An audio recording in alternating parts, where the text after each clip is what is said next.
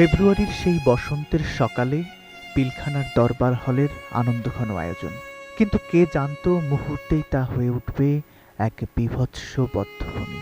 ৯টা বাজার কিছুক্ষণ পর থেকে শুরু হওয়া সেই তাণ্ডব চলেছিল দীর্ঘ ২ দিন।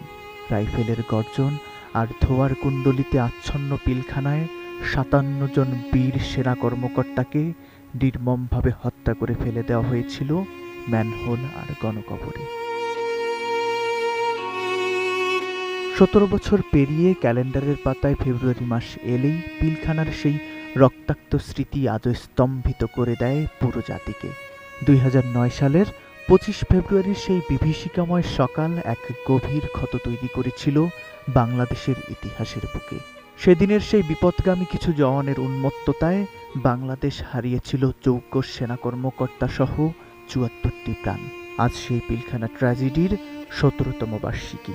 গভীর শ্রদ্ধা আর শোকাতুর হৃদয়ে শহীদদের স্মরণ করছে পুরো জাতি। সেদিন দরবার হলে বিডিআর মহাপরিচালক মেজর জেনারেল শাকিল আহমেদের বক্তব্যের এক পর্যায়ে বিডিআরের কিছু বিদ্রোহী সৈনিক অতর্কিত হামলা চালায়। উপস্থিত সেনা কর্মকর্তাদের উপর আগ্নেয়াস্ত্র নিয়ে ঝাঁপিয়ে পড়েন বিডিআরের বিদ্রোহী সৈনিকরা। সেনা কর্মকর্তাদের নৃশংসভাবে হত্যা করে জিম্মি করা হয় তাদের পরিবারের সদস্যদের। নানা নাটকীয়তায় পিলখানার ভিতরে নৃশংস এই হত্যাযজ্ঞ শেষে ২৬ ফেব্রুয়ারি রাতে আত্মসমর্পণের মাধ্যমে বিদ্রোহের অবসান হয়। এরপর পিলখানার নিয়ন্ত্রণ নেয় পুলিশ। আমি বুঝি নির্মাণের শিল্প, সালাম স্টিল বোঝে ডিউরেবিলিটি। সালাম স্টিল, মোস্ট ডিউরেবল স্টিল। ২৭ ফেব্রুয়ারি পিলখানার ভেতরে একাধিক গণকবরের সন্ধান মিলেছিল।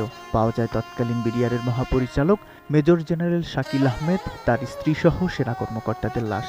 এরপর থেকে চলে আসছে বিচারের দীর্ঘ প্রক্রিয়া। নিম্ন আদালত থেকে হাইকোর্ট পেরিয়ে এই মামলা এখন এক বিশাল আইনি দলিল। ১৫২ জনের মৃত্যুদণ্ড থেকে শুরু করে শত শত আসামির কারাদণ্ড। আইন চলছে তার নিজস্ব গতিতে। কিন্তু শহীদ পরিবারের সদস্যদের মনে আজও একটি প্রশ্ন, কি ছিল সেই হত্যাকাণ্ডের প্রকৃত নেপথ্য কারণ, আর কারাই বা ছিল সেই ষড়যন্ত্রের কুশীলব? ২০২৪ সালের ৫ আগস্টের রাজনৈতিক পট পরিবর্তনের পর পিলখানা হত্যাকাণ্ডের পুনঃতদন্ত শুরু করে অন্তর্বর্তী সরকার। গঠিত হয় জাতীয় স্বাধীন তদন্ত কমিশন। পিলখানার সেই হত্যাকাণ্ডের এই দিনকে আজ জাতীয় শহীদ সেনা দিবস হিসেবে পালন করা হচ্ছে। প্রধানমন্ত্রী তারেক রহমান তার বাণীতে বলেছেন, ফ্যাসিবাদ মুক্ত বাংলাদেশের জনগণের কাছে পিলখানা হত্যাকাণ্ডের নেপথ্য কারণ এখন বোধগম্য। আজকের এই বিশেষ দিনে সেনা হত্যাযজ্ঞের শহীদদের মাগফিরাত কামনা করে শোকসন্তপ্ত পরিবারের সদস্যদের প্রতি গভীর সহানুভূতি ও সহমর্মিতা প্রকাশ করেছেন প্রধানমন্ত্রী। পিলখানা ট্র্যাজেডি আজ জাতির সম্মিলিত শোক। কলঙ্কিত সেই ইতিহাস মুছে ফেলে বর্ডার গার্ড বাংলাদেশ বা বিজিবি আজ নতুনভাবে ঘুরে দাঁড়ালেও শহীদ পরিবারগুলোর শূন্যতা কোনো কিছু দিয়েই পূরণ হওয়ার নয়। ১৭ বছর আগের সেই রক্তভেজা ফেব্রুয়ারি আজও আমাদের মনে করিয়ে দেয় নিরাপদ বাংলাদেশ গড়ার পথে চক্রান্তের জাল ছিন্ন করা কতটা জরুরি। শহীদদের রক্ত যেন বৃথা না যায়, সত্যের আলোয় যেন উদ্ভাসিত হয় পিলখানার অন্ধকার অধ্যায়। আজকের দিনে এটাই দেশবাসীর প্রার্থনা।